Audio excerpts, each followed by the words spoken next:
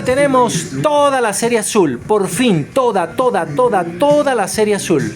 Como siempre la habían querido ver, toda la serie azul del catálogo de Pioneer de 1979 al 81.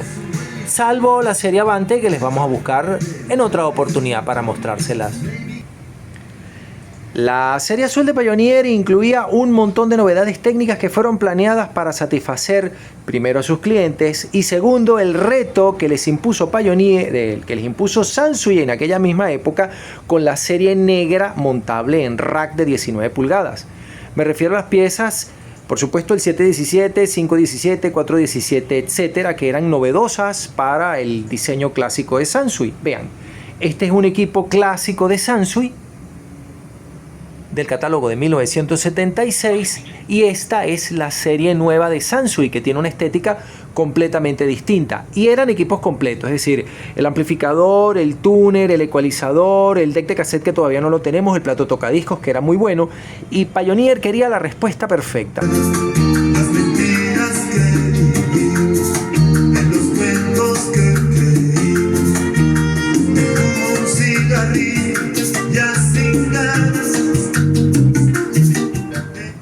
Obviamente la respuesta no podía ser solamente una propuesta electrónica, porque lo que está en el interior del equipo obviamente no se puede ver, al menos que usted sea Superman y tenga vista de rayos X. Lo que ellos querían era causar impacto, y el impacto lo lograron con esto, con la pantalla electroluminiscente, que en aquella época se ponía de moda, una parte por los Betamax y otra por los nuevos VHS que tenían una pantalla informativa completa que le decía a uno el estatus de la máquina. Quitando la serie Avante, de la que vamos a hablar después, pero tengo una pieza para mostrarles, habían dos series en el año 79, 80, 81. La gama media de Pioneer, de la serie azul, y la gama alta de Pioneer, de la serie azul. Sí, conseguimos la serie completa, pero no toda está en buen estado. Esto que ustedes ven aquí es un Pioneer 508, que es el modelo más básico de aquella serie. También se vendió como Pioneer SA5800 cuando tenía tapas de madera. Esta pieza proporciona 25 vatios eficaces por canal, la etapa de preamplificación y de potencia son el mismo módulo y la sección fono está colocada atrás y son dos etapas de dos transistores. Idéntico a él en cuanto a la estética era el SA608 que vamos a ver con algún detalle. El 608 también tiene medio chasis, caja de acero, frontal de aluminio cepillado con un acabado plateado pulido y tiene un panel de controles de lo más sencillo. Aquí podemos ver el selector de speaker, el interruptor por supuesto para encenderlo, el conector de audífonos, el control de tonos bajos agudos, que ya tiene la sofisticación de poder conectarse o desconectarse, cosa que está muy interesante. El control de balance, el filtro subsónico que lo vamos a utilizar cuando estemos oyendo un plato tocadiscos porque podría tener rumble debido al desgaste natural del eje de rotación de la plataforma. Y en este caso nos han marcado no solamente que es un filtro subsónico, sino su frecuencia de corte que son 15 Hz menos 3 dB. Tenemos el control de audibilidad, el loudness, por supuesto la perilla del volumen que es la más grande. El selector de entrada está justamente debajo del control de volumen, eso es por lo menos curioso. Y tenemos los bucles de grabación, tape 1, tape 2, nada más. Esta máquina ya separa la etapa de potencia, que por cierto es sofisticada y muy buena, de doble diferencial en cascada, cosa que me parece muy buena, de la preamplificación, aunque la preamplificación la hace un estúpido chip de Panasonic que no me termina de gustar.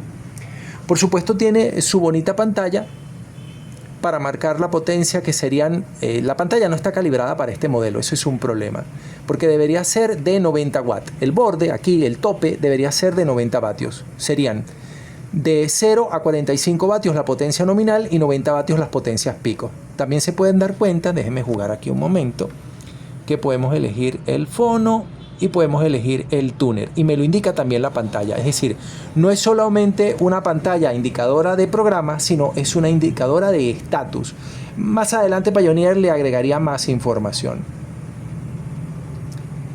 Este equipo por supuesto también salió como SA6800, es exactamente la misma máquina, con la diferencia de que por lo menos la versión canadiense tenía a los lados sus bonitas tapas de madera. Luego viene el 708. El 708 puede proporcionarnos 65 vatios eficaces por canal y unos 100, tal vez 110 vatios punta. Como pueden darse cuenta, el panel frontal es algo más completo. La distorsión es muy buena, su etapa de potencia es rara, tirando a difícil de reparar, pero tiene una sección de preamplificación interesante. Lo que no me gusta tanto de ella es la sección fono, porque no es la sección fono sofisticada, por ejemplo, de la gama alta de Pioneer, pero sí es una sección fono etapa de 3 transistores de alta ganancia en lazo abierto que suena muy bien. Entonces no es tan buena como podría ser, pero sigue siendo muy buena. Aquí tenemos su letrero identificativo, el selector de speaker, el interruptor para encender, la salida de audífonos, el control de bajos agudos con frecuencia de corte de 250 Hz y 4 kHz. No están explicitadas, pero esas son. Es decir, están un poco más alejadas, por ejemplo, que la frecuencia de corte de 333 Hz y 3.3 kHz que tenía el modelo anterior. También podemos desconectar el control de tonos, que no es desconectar la sección de preamplificación, es simplemente desconectar estos preamplificadores, estos potenciómetros, perdón.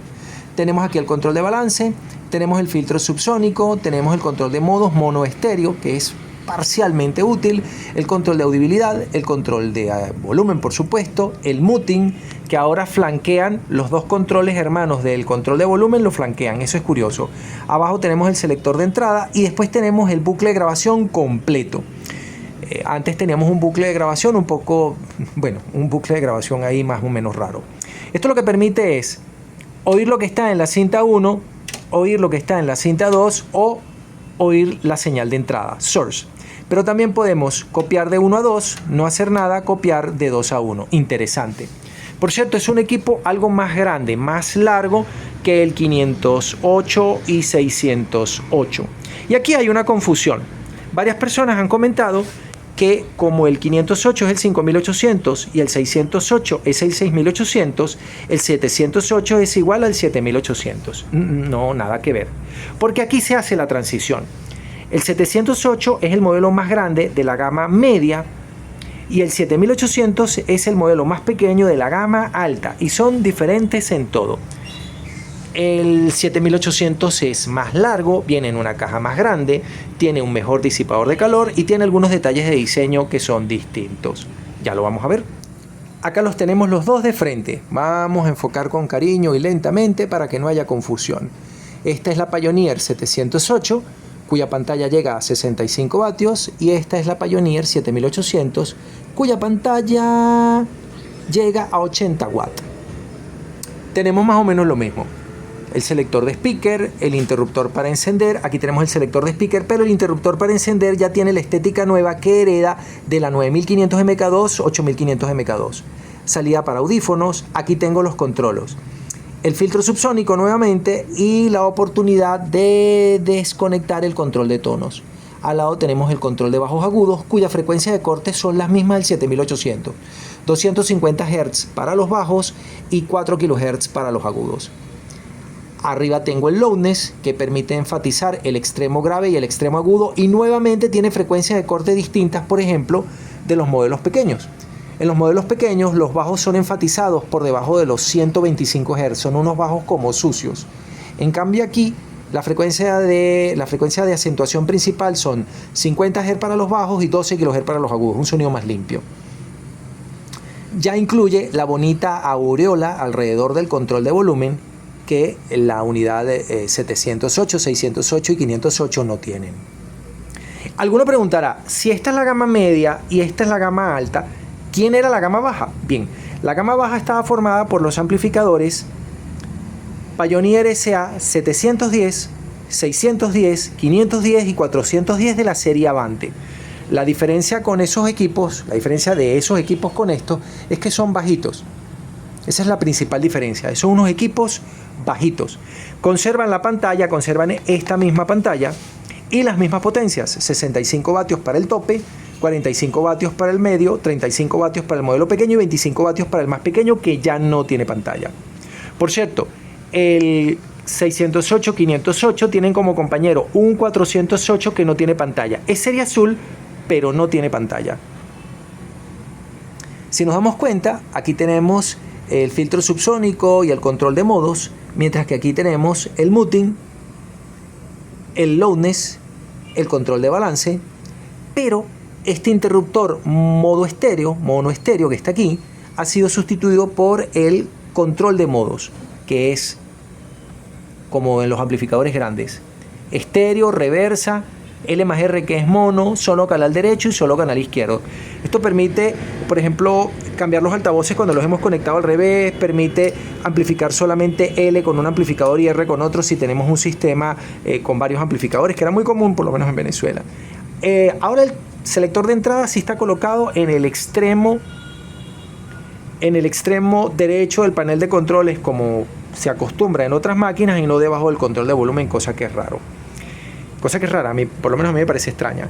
Ambos tienen 65 vatios por canal, con una diferencia: el transformador de la 7800 es más grande, ya vamos a ver eso.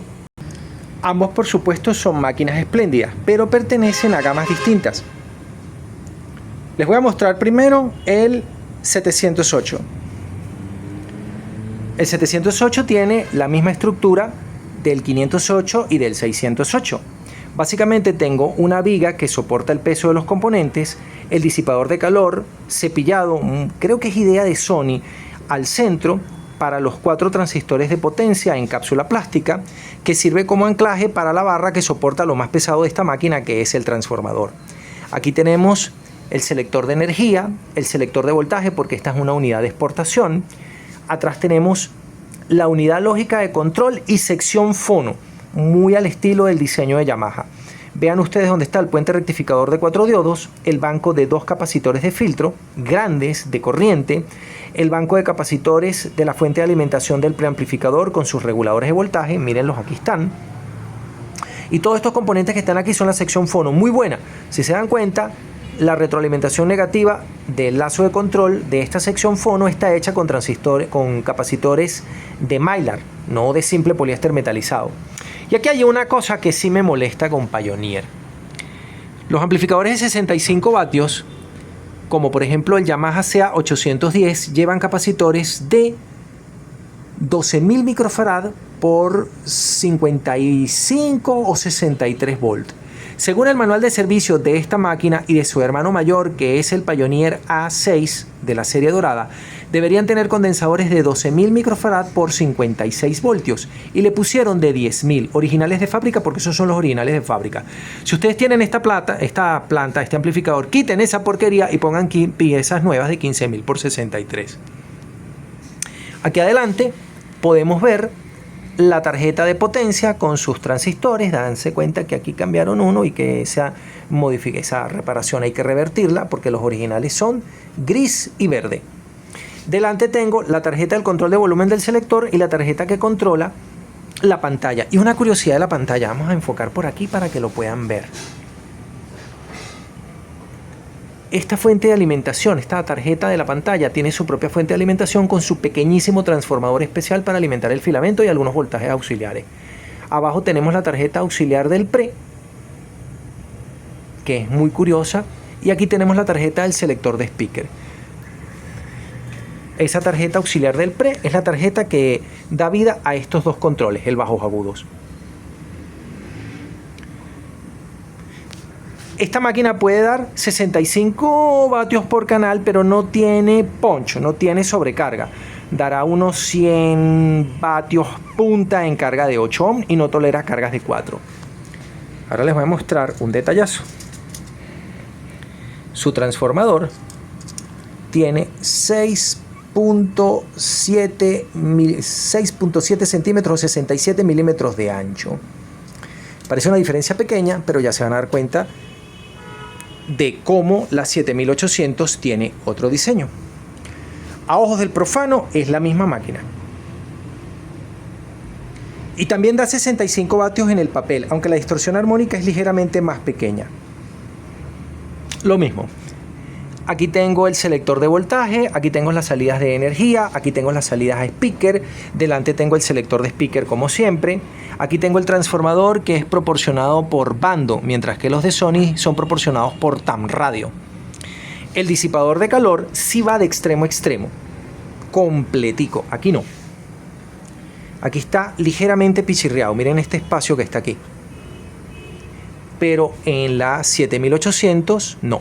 El disipador de calor es completo, con la misma tecnología, por eso es básicamente indistinguible a los ojos del profano, pero no, es un disipador de calor más grande. Esta máquina sí da 65 vatios por canal y 130 vatios punta en carga de 8 ohm. Y tiene un detallazo, no lleva solamente un filtro, sino que para tener una baja impedancia lleva 4 capacitores de filtro, cada uno de ellos, vamos a ver si se puede leer el valor, estos sí son los originales como dice el manual, 8000 microfarad por 50 volt. El voltaje de alimentación es ligeramente más bajo, pero la corriente del transformador es ligeramente más alta y por supuesto el transformador es ligeramente más grande. Vamos a volver a usar nuestra cinta métrica para que ustedes lo puedan ver. Tiene 70 milímetros de ancho. Parece una diferencia pequeña, sí, pero no es el mismo transformador para la misma potencia. Lo que yo les quiero decir con esto es que dos amplificadores tengan la misma potencia en el papel no significa que tengan el mismo diseño, ni siquiera siendo del mismo año, del mismo catálogo y del mismo fabricante. No quiere decir eso. Atrás tenemos la tarjeta que es fuente de alimentación y unidad lógica de control, como yo les había mencionado en la serie de videos que he dedicado a la reparación de esta máquina. Aquí tenemos los dos filtros que alimentan a la fuente del preamplificador, y aquí tenemos los dos reguladores y aquí tenemos el circuito que produce el voltaje de bajo ruido para esta.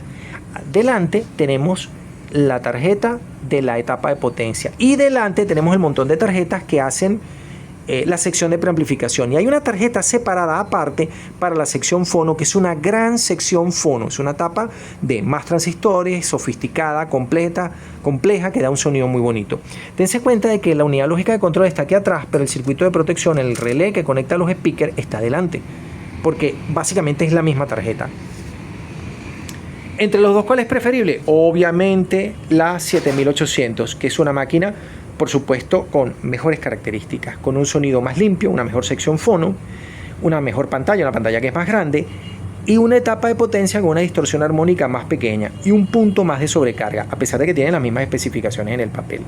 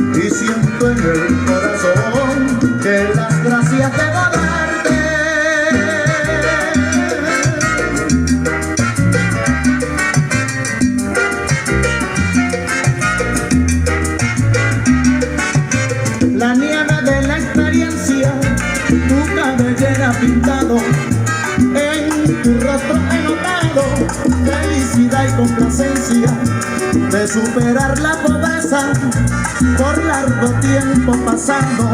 Hoy me siento muy dichoso de ver mi madre a tu lado. A pesar de que tenemos un montón de altavoces de alta fidelidad de las marcas que ustedes conocen, tenemos Sansui, tenemos Pioneer, tenemos JBL, se lo hemos mostrado un montón de veces.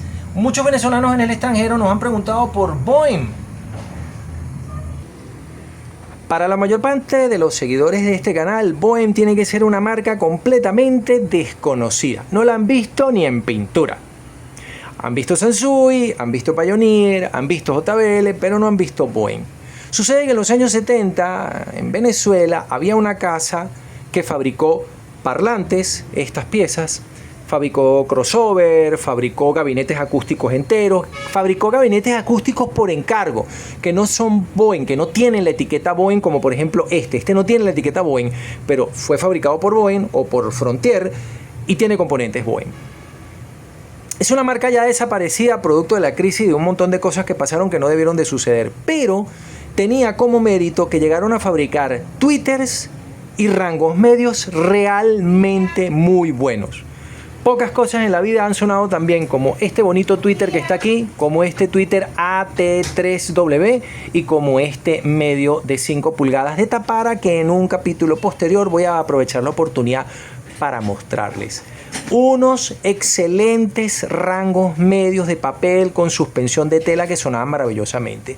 El día de hoy estamos probando con estos altavoces, tenemos más para elegir, pero me habían preguntado por Boeing que si podíamos conseguir una pieza Boeing que estuviera en buenas condiciones, y más adelante le vamos a hacer un review de estas piezas. Ya no están en venta, ya no están en producción, ya no se pueden conseguir, tenemos una sola, pero es interesante porque eran particularmente buenas, sonaban muy bien y a veces excepcionalmente les ponían un buen gabinete al buffer y el buffer lograba levantar lo que podía hacer y sonaba tan bien como era posible, pero casi siempre la cagaron con lo bajo. Lo lamento mucho, pero esa es la verdad. Al pichirrear el gabinete acústico, por ejemplo, miren esta pieza, es otro cuento, pero es lo mismo. Esta pieza de Sansui que tiene un espectacular buffer enorme, pues le pusieron una cajita de mierda que de lo que tiene son 15 centímetros de fondo y que no hay forma ni manera de que aquello pueda funcionar. El amplificador que hemos elegido como muestra de la serie azul no ha sido una alta gama, que lo tenemos. Hemos preferido el 608 porque ya es un amplificador competente, muy por delante del 508 y del 408, en potencia y en la calidad de la construcción de su circuito electrónico y del acabado en general, porque es mucho más probable que lo consigan. Y sí, es una máquina muy buena y ampliamente recomendable para empezar. Y el 608 y 708 tienen otra ventaja que es interesante de cara a los coleccionistas. No solamente son fáciles de conseguir, sino que adicionalmente a ello van a poder conseguir para él su tuner.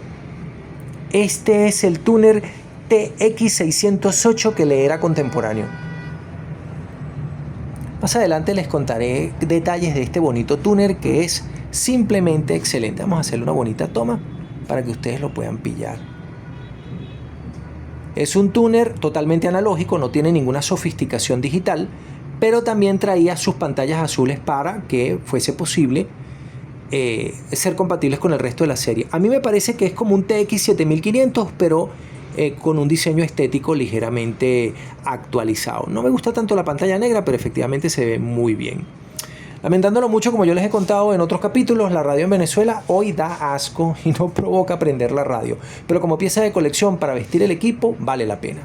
Ahora vamos a ver la Pioneer SA8800 que tenemos aquí, que nuevamente tiene un panel frontal diferente con un montón de opciones que la 7800 no tenía. Las Pioneer SA7800, 8800 y 9800 y posteriormente las A9, A8, A7, A6 y creo que también el A5 tenían este diseño tan particular. El Non-Switching Amplifier. Nos ha costado un imperio conseguir un amplificador que tenga su etiqueta y este la tiene. Non-Switching Amplifier. Fue una tecnología que implementó Pioneer para poder competir con la gama alta de Sansui. No tanto para competir con la serie del 717, 517, que eran sofisticados, sino para competir con la serie 19. Para competir contra el 719, 519, pero sobre todo contra la bestia, el 919. Pioneer no tenía nada tan sofisticado como el Sansui AU919. Ya conseguimos uno y pronto les vamos a mostrar un review de él. Pero este 819, por ejemplo, no tiene esa tecnología, pero tiene otra, que es la que le permite tener un sonido destacado por encima de la calidad de los modelos anteriores de la propia casa Sansui. En un bonito foro de audio organizado por los argentinos hablaban de la guerra civil del audio. Si alguien me puede dejar el comentario con el nombre del foro, con algunos de los temas que eran interesantes para referir a la gente a no pongan la dirección web completa porque YouTube la quita. Pónganlo de tal manera de que la gente lo pueda buscar y lo pueda conseguir para que lo vean. Es un artículo, una lista de blog, de foro muy interesante. Les muestro la 8800. Lamentándolo mucho, el 7800 no tiene pre y power separables, cosa que es una gran tontería porque lo lógico es querer conectar el ecualizador de la serie azul, claro. Este equipo, como siempre, tiene su selector de speaker para 4 speakers, pues un interruptor para prenderlo, no hay forma ni manera, aunque los power no lo tienen, una salida para audífonos, un control de bajos agudos que nuevamente tienen la frecuencia de corte cambiada. Aquí serán como unos 200 Hz y unos 5 kHz. Mientras más grande el amplificador, pues se supone que más grandes van a ser los altavoces, y si tengo la frecuencia de corte muy cercanas, lo que va a tener es un sonido emborronado, que es más o menos lo que le pasa a este 508-608. Luego tengo un selector para apagar el control de tonos, tengo un filtro subsónico y un filtro ultrasónico. Por fin ya en este modelo tengo los dos filtros completos. Recuerden que las máquinas de alta gama, como por ejemplo esta, el Sansui AU 9900, 10000, 11000 y 20000, tengo los filtros completos. Pero en esta máquina, por ejemplo, tengo los filtros completos de segundo orden con frecuencia de corte seleccionable. Mientras que aquí tengo los dos filtros, pero no tengo frecuencia de corte seleccionable, simplemente prender y apagar. Aunque han tenido la delicadeza de marcar la frecuencia de corte: 15 Hz para los bajos y 8 kHz para los agudos. Este filtro se usa cuando uno quiere oír radio AM, porque si no el ruido es un fastidio. El otro filtro se usa para el plato tocadisco. El control de balance, que no puede faltar, los controles que son compañeros del control de volumen, que son el control de audibilidad y el muting, en este caso de 20 decibeles. Pero por ejemplo aquí, siempre Sansui pasada de la raya, haciendo la cosa más complicada. Ya no sé dónde está, tengo un muting, mira aquí está, un muting de 3 pasos separables. Lo que pasa es que en el diseño de esta máquina Sansui sí de verdad que se pasó a la raya y puso un montón de controles que uno no va a usar en la vida. El muting es para recibir una llamada telefónica. En vez de bajar el volumen, simplemente dejo la música a muy bajito volumen un instante para poder recibir la llamada. Se conserva, como en todas las máquinas de alta gama, el selector de la configuración, que es estéreo, reverse, monofónico, derecho o izquierdo. Eso es común a todos los equipos. Miren, este que tiene el panel completo lo tiene aquí, y es el mismo control igualito, eso no cambia. Tengo los bucles de grabación, que ya lo habíamos mencionado, el selector de entrada, que ahora permite seleccionar entre 4 fuentes, porque esta máquina por fin me permite conectar 2 platos tocadiscos como debe de ser y como deberían tener todos los amplificadores. Mi control de modo, pero tengo una novedad interesantísima que incluso esta 9900, 10000, 11000 no tienen. Este es el primer modelo de la gama que tiene el selector de la carga del cartucho. Vamos a hacer un detalle en esto, porque lo he mencionado un montón de veces, pero no he explicado de qué demonios se trata. El cartucho fonocaptor de nuestro plato tocadisco, este malvado cartucho, estos cartuchos que están aquí. Los cartuchos son tremendamente inductivos. Básicamente, que es una bobina enorme de un Henry, puede tener el valor hasta de medio Henry a un Henry. Al acoplarse con nuestro amplificador se van a comportar como un filtro pasabajo. No porque el fabricante del cartucho quiera, ni porque el fabricante del amplificador quiera. Eso simplemente va a pasar. Y cuando eso pase, puede pasar, y pasa, desgraciadamente, es muy común, que la frecuencia de corte quede por debajo de los 10 kHz, 12, 14 kHz. Suena espantoso.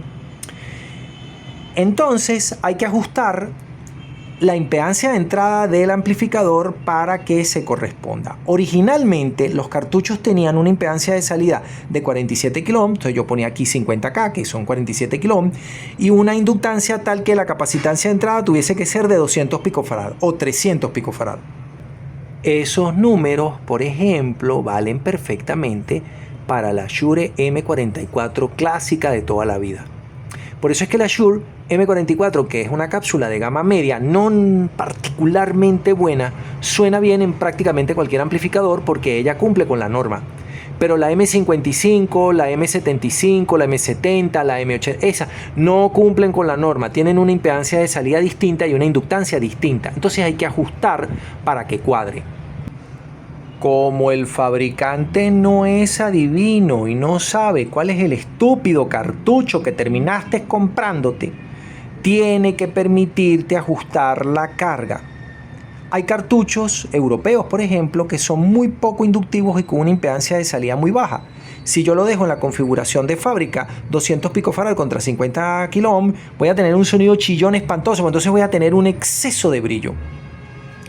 Por eso es que tengo estos valores centrales, pero le permito al operador oye, pues, básicamente cambiar y ajustar y ver qué haces con todo. Esto está puesto al revés. Y ver qué haces con tu vida para que tú te ajustes al cartucho de tal manera de que consigas la carga que permita que la respuesta en frecuencia sea plana. Es interesante porque en la época en la que salió este equipo, que el disco compacto todavía no había arrancado con fuerza, está disponible pero no había arrancado con fuerza, la principal fuente de música sería, por supuesto, el plato tocadisco. Y no tiene ningún sentido que yo tenga todo este montón de controles que están aquí, y el control de tonos y un montón de tonterías más para ajustar el sonido de la máquina, cuando ni siquiera puedo lograr que la respuesta en frecuencia del propio cartucho sea plana. Para lograr eso tengo este recurso. Aquellos que vayan a comprarse un amplificador para oír música en streaming y para oír reggaetón o para cualquier tontería de esas, pues ni se preocupan por este control porque no les va a hacer falta. Pero aquellos que quieran un buen plato tocadiscos y un buen cartucho, pues un amplificador que tenga esto vale la pena. Hemos buscado hasta por debajo de las piedras el tuner TX7800 o 9800, compañero de esta serie, para poderlo lucir, porque es un tuner muy bello y muy sofisticado. Pero nuestros intentos han sido completamente infructuosos y hasta el sol de hoy no lo hemos visto más que en fotos. Así que haremos la comparación del último equipo de esta serie, la Pioneer SA9800 tope de gama. Y les muestro que tiene. Tiene una pantalla que marca hasta 100 watts, porque esa es su potencia nominal, pero no marca los 200 vatios pico, y eso se echa en falta. Es interesante que me muestres la sobrecarga. ¿Qué demonios es la sobrecarga, señor? Veamos. Este es un bonito Akai AM2950, contemporáneo del Pioneer, con el mismo acabado bonito. Una máquina espléndida. Para indicar la potencia de salida, han preferido utilizar una pareja de meters. Sobre todo porque Akai, puedo estar equivocado, alguien que me lo confirme, en estos catálogos nunca sacó Pre Power, así que esto sí era lo tope de gama. Esta máquina puede proporcionar 110-120 vatios eficaces por canal a carga de 8 ohm de 10 Hz a 50 kHz. Eso quiere decir que debería poder proporcionar unos 240 vatios pico. No es que dé 240 vatios, eso es un error tonto, es que da 240 vatios pico, eso es otra cosa. Aquí lo pueden ver. En los panel meter de este bonito equipo se marcan 120 vatios que son 0 decibeles y 240 vatios que son más 3 dB, que es la potencia de sobrecarga o la potencia dinámica del amplificador. No entiendo por qué Pioneer fue tan tonto como para no considerar ese aspecto tan particular. Otro detalle del que se darán cuenta es que, si bien la 7800 la tenemos en perfecto estado, mírenla.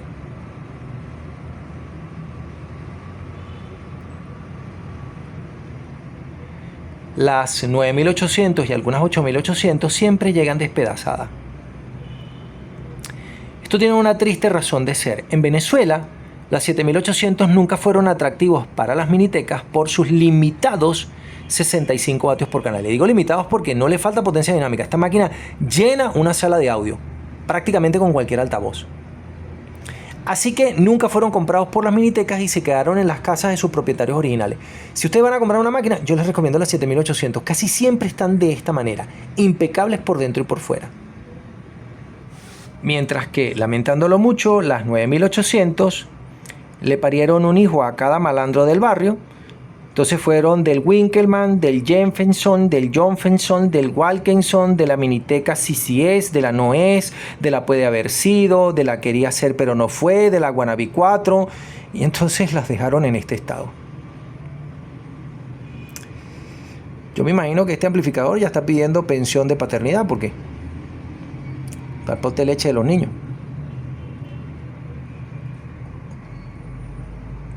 Y las dejan así, por dentro y por fuera. Pero esta fue la que logramos conseguir para mostrársela. Ahora vamos a ver qué tiene.